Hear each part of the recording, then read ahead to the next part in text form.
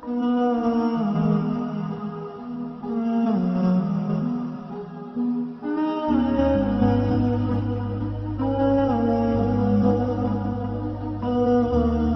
ar-Rahman ar-Rahim. Assalamu alaikum, my brothers and sisters. Your host, Professor Masoom Ali, is here with your favorite program, Vision 2050, under the guidance of teachings of Ahlebait Rasul. I'm glad to be here today. Today's program, I would like to dedicate to Marhum Sayyid Muhammad Abbas Nayyar Bhai. He was a dedicated anchor of QAIM TV, very humble, down-to-the-earth personality. His character will remain as a bright example for all of us to follow. As you know, he passed away last week in the haram of Imam Hussain alayhi salam. And I'm sure he is with Imam now. Inshallah, in these series of programs that we are conducting under Vision 2050, we will be discussing what kind of characters or careers or professions are available for our youth, and also provide necessary professional guidance to our young generation, especially in the field of religion, Islam. Today, I would like to discuss about a very important topic. It is directly related to our life and to achieve success in our profession. Whatever profession you choose, doesn't matter. It is applicable to all sorts of career and profession. One of the earliest debate that took place among Muslims was on the subject of predestination versus free will.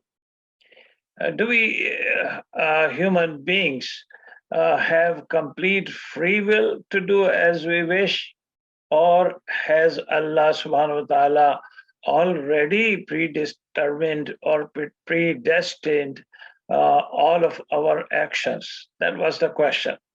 Some believers, they believe that we have total free will to do whatever we wish in this world, while others sided with the opinion that our actions are predetermined by Allah subhanahu wa ta'ala.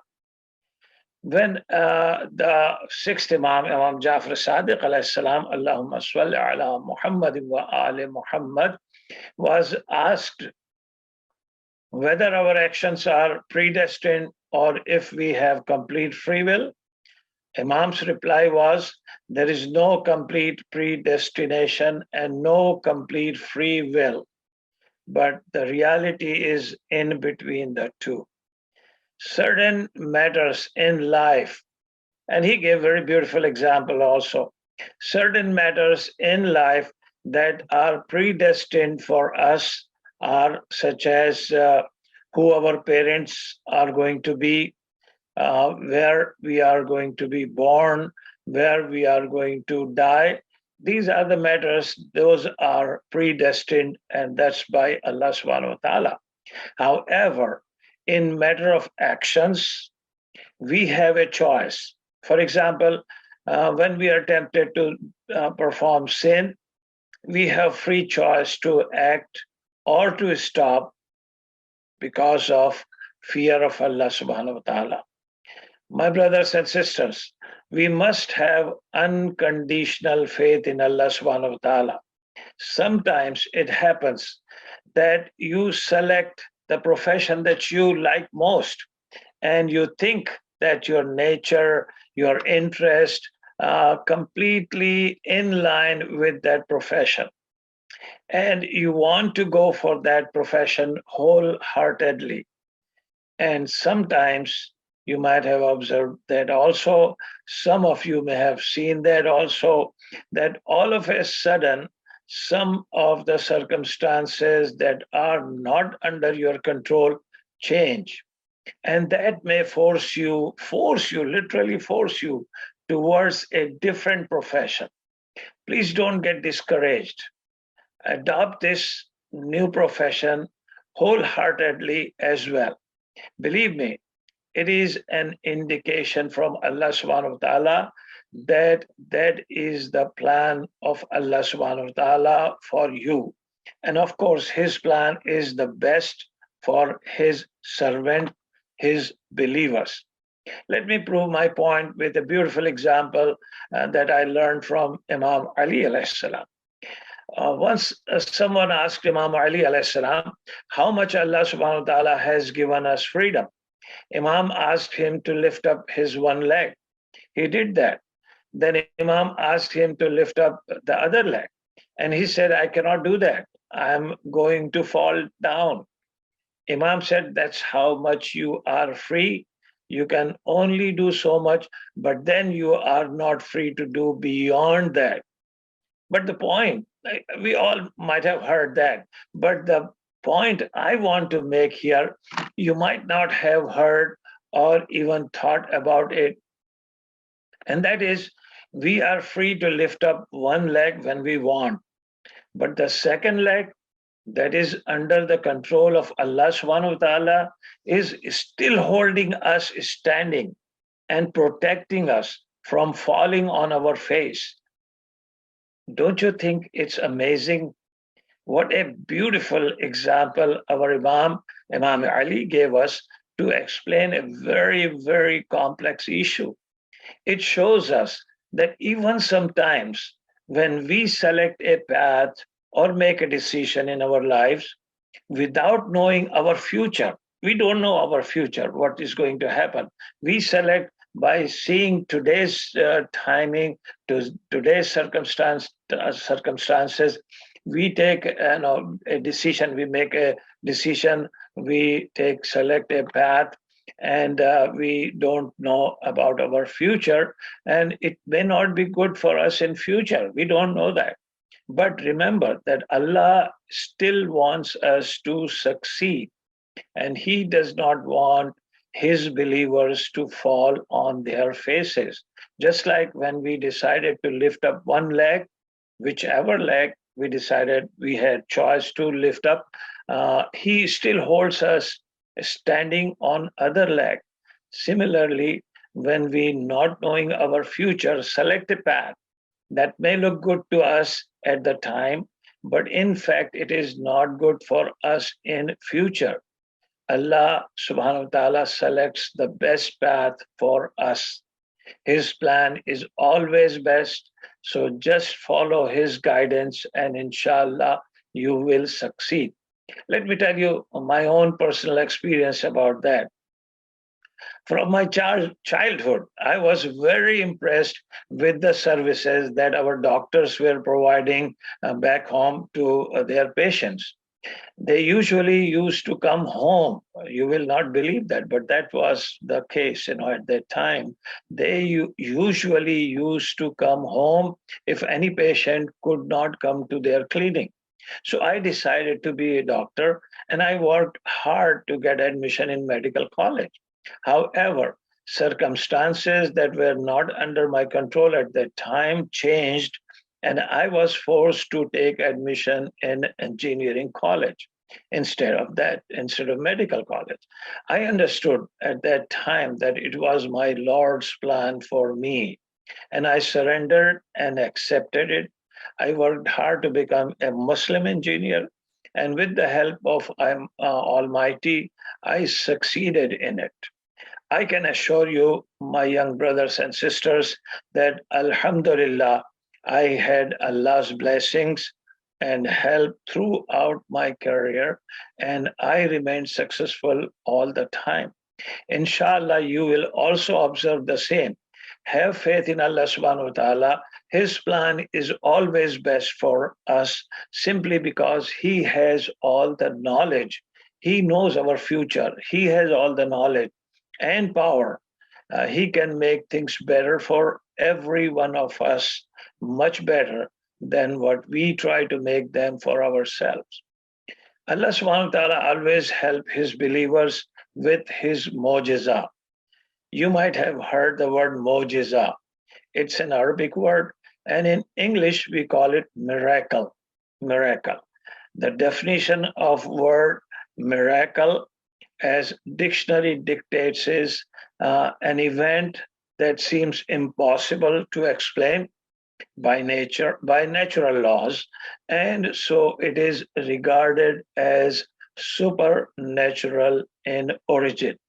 An event that seems impossible to explain by natural laws, and so it is regarded as supernatural in origin. But let me add something else as well. I would add that, and it cannot be performed by an ordinary human being. And let me give you some examples from Quran and the true character of our beloved Prophet Muhammad sallallahu alaihi wasallam to explain what is mojiza or a miracle. We see that moon comes out and gradually increases in size every day. It becomes full moon on 14th night of the month, and then it starts decreasing in size every day until it vanishes during the last night of the month. That does not mean that the moon is not there. Moon is still there, but it's not visible. That is its regular cycle, as we call it, and we all observe that every month. However, if a person from this earth signals moon with his fingers and moon breaks down into two equal pieces, then this is a miracle. And you know what? When the people of our prophet's time asked prophet to show miracle before they could trust him as a prophet, he did that. And people declared it as magic. Instead of his miracle, they declared it as magic. Prophet then told them that it was not a magic, and if they wanted to confirm it, he said there was a caravan which was on its way to come next day to that town, and they could confirm with them. And when that caravan came to the town next day, they confirmed that they also saw last night the moon was broken into two equal pieces. It was a miracle. So let me bring another point here, that some Muslims, they doubt that our prophet did not have the knowledge of ghaibat. Ghaibat means something that is unforeseen for human being. Some Muslims, they believe that prophet did not have the knowledge of ghaibat, and here look at, prophet informed the people about a caravan that was on his way to come next day, and they saw the moon as well. The caravan came to the town next day and confirmed that prophet had said. They saw the moon split into equal pieces. Does it not tell you that prophet is given that power from Allah subhanahu wa ta'ala to know the things that cannot be seen or known by any ordinary person? It proves that he has the knowledge of ghaibat, as simple as that.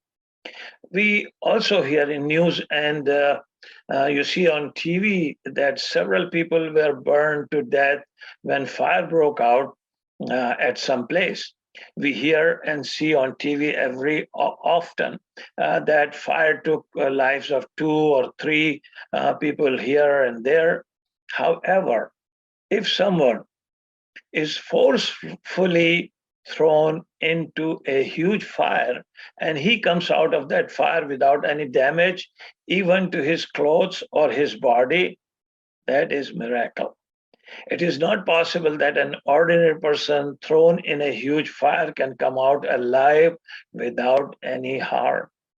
You might have also heard and watched on TV that some people went to sea or river for swimming and drowned in water and died. Or some cities were flooded and people lost their lives.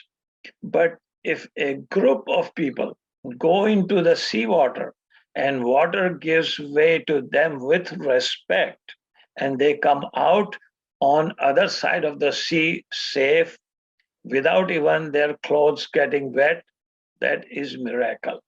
So by now, my young brothers and sisters must have clear concept of mojiza. These are the examples from Quran. Read Quran to find out details about these miracles. You will increase your faith in Allah subhanahu wa ta'ala. Nazreen, it's time to take a short break. I will talk about some mojizat from Quran after break to increase our faith in Allah subhanahu wa ta'ala and in our religion Islam. We will be right back. Please stay with us.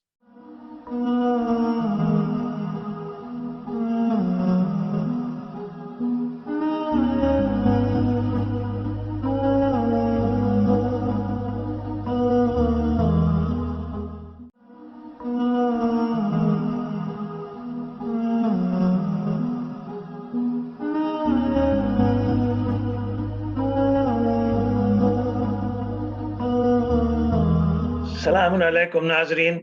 We are back. Thanks for staying with us. Now let's look at our beloved Prophet and his true successors, our Imam, who are the mirror image of true character of our Prophet. They are all miracles. They are all miracles. Let me discuss here about our first Imam, Imam Ali alayhi salam.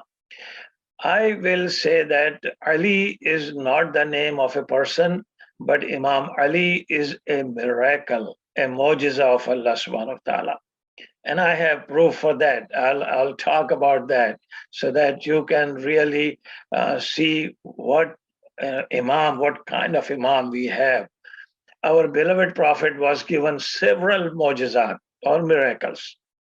And among them, one is Quran, as we know. The second one is Imam Ali alayhi salam. We need to let all Muslims know who Imam Ali is and who we follow and why we follow Imam Ali. Quran is the miracle of language and statements. Quran challenges that if you have any doubt in this book, as being the book of Allah subhanahu wa ta'ala, then bring something like that. Or even just bring a surah like its surah. But no one could create and no one can create any book like it. There are millions of books in this world, but none like Quran. So Quran is the miracle of language and statements, and Imam Ali is the miracle of character and conduct.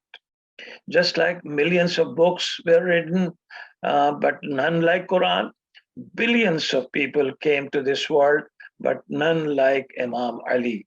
It is a miracle.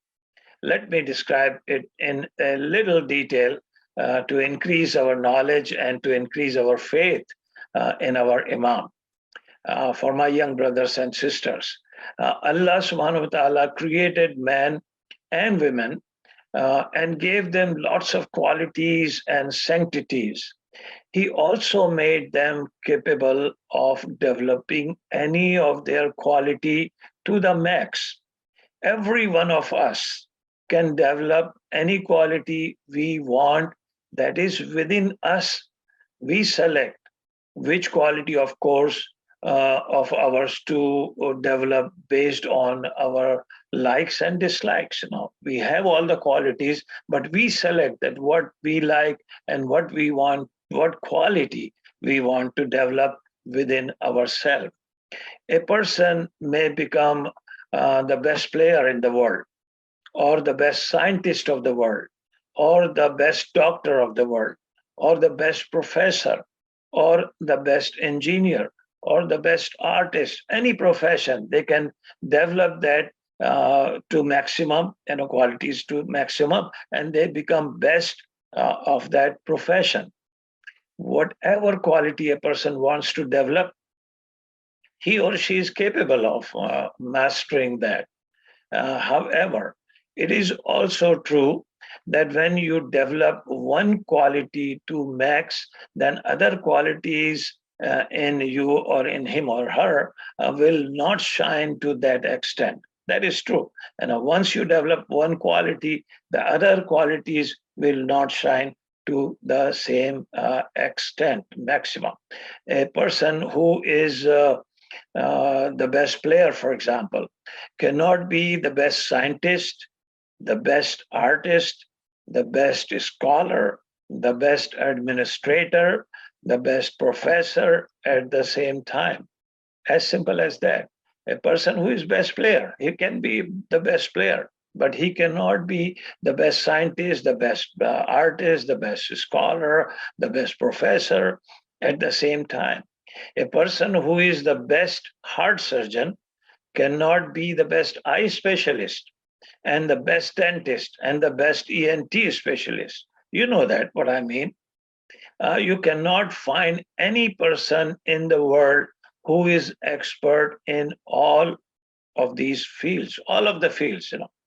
I claim that Imam Ali is a miracle because he's expert, he's champion in all of the fields that we know, and in the fields that we even don't know. He's expert, he's champion.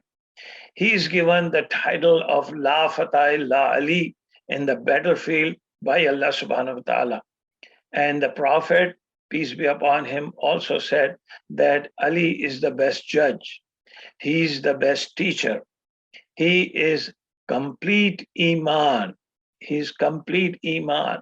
He is the Sirat-e Mustaqim, and he is the distributor of Jannat and Jahannam. You may have observed, I'm sure you may have observed that some of the qualities contradict each other. There are some qualities, they contradict each other. They cannot be at one time in one place. A person cannot have both of these qualities at the same time. For example, if a person is a warrior, he's a very brave person, he's a warrior, he has killed several enemies and destroyed their cities, their properties, and their towns, etc. He will not have any mercy for any orphan or any widow, or he will not be kind and he will not be able to help an old person by taking heavy grocery bags from this old person's hand and take them to his house or home. You won't see that. It is not possible. On the opposite of that, if a person is very kind and humble, who serves and helps poor and old people, who protects orphans, he will not be able to show that kind of bravery in battlefield. His heart is so soft that he will not be able to even see someone being hurt. It's as simple as that. However, look at the character of Imam Ali alayhi salam. When he comes to the battlefield, there is no one better warrior than him. When he comes to serving people, widows, orphan, no one is more kind-hearted than Imam Ali alayhi salam. When he comes to masjid, no one more pious worshipper than him. There is no one better judge than him. And when it comes to rule the state, no one is better administrator than Imam Ali. So my dear brothers and sisters, when all of these qualities are seen at utmost level in one person at the same time, then it is obviously a miracle. And when we are talking about Imam Ali alayhi salam as a miracle of Allah subhanahu wa ta'ala, let me add another strange thing here. Some of the qualities that people develop within themselves, like us, to maximum level depends on certain other things also. For example, a wrestler eats whole goat daily or 100 to 200 eggs daily. You might have heard that, those kind of people, those who are good wrestler, and they eat a lot, the whole goat they need on a daily basis, or 100, 200 eggs and so many things, This food is required for him to keep his strength, isn't it? This food is, every day he needs that to keep his strength. He needs that kind of food daily. But if you put this wrestler in a jail for a few days or for a few weeks, for example, and stop giving him that much food to eat, you will see that within few weeks, all of his strength is gone. It's vanished. And he will not remain that strong as he was before. As simple as that. But if you see Imam Ali, alayhi salam, he is eating very dry bread of jaw. The bread is so hard that Imam had to break it with the help of his knees. Can you imagine that? But we also see him lifting the gate of the fort of the Khaybar in one hand, the gate that was being opened and closed by 40 strong people. My young brothers and sisters, read the supplication of Imam Ali alayhi salam, Dua Kumail, that we emphasize to read every week. It is taught by Imam Ali, and it shows how to speak to Allah subhanahu wa ta'ala, how to ask Allah subhanahu wa ta'ala for his mercy, and how to seek his help in our everyday matters. Study Nahjul Balagha of Imam Ali alayhi salam. It has tremendous wealth of marifat of Allah, marifat of Islam, our deen, marifat of our own prophet. Everything you will find in it.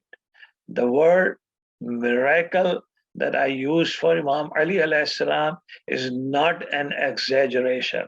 You can see that it looks like qualities and perfection that are surrounding Imam Ali themselves. Everyone in this world look for the superiority. And it is a natural act of all human beings. It is a good habit that a person looks for the superiority to achieve good qualities. That's human nature. However, Imam Ali does not look for perfection, but in fact, perfections themselves look for Imam Ali. Perfection need Imam Ali. Imam Ali is not praying for wilayat, but wilayat desires Imam Ali.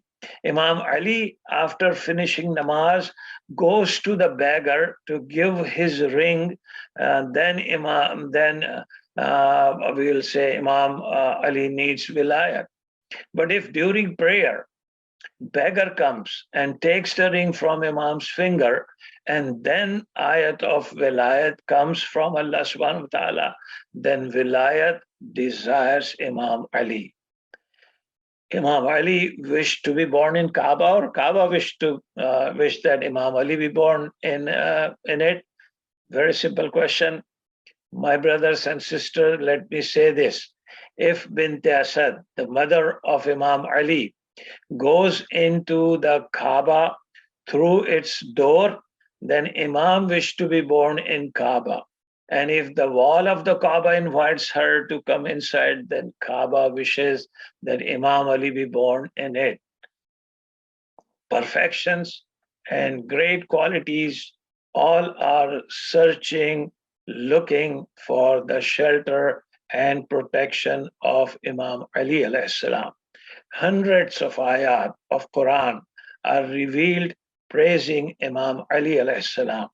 We are thankful to Allah subhanahu wa ta'ala that he gave us birth in the society that follows the true character of Prophet Muhammad sallallahu alaihi wasallam and his mirror images. He gave us our 12 Imam. Those are, all of them are introduced by our Prophet himself. I pray that may Allah bless all of us and our youth generation to stay with Ahlebait Rasul. That's the teaching of Ahlebait Rasul. That's the way to get salvation. Nazreen, our time for this episode is ending here. I will come with another question of our youth in our next episode. Please stay safe and remember all the team members of QAIM TV and your host, Professor Masoom Ali, in your prayers. Allah Hafiz.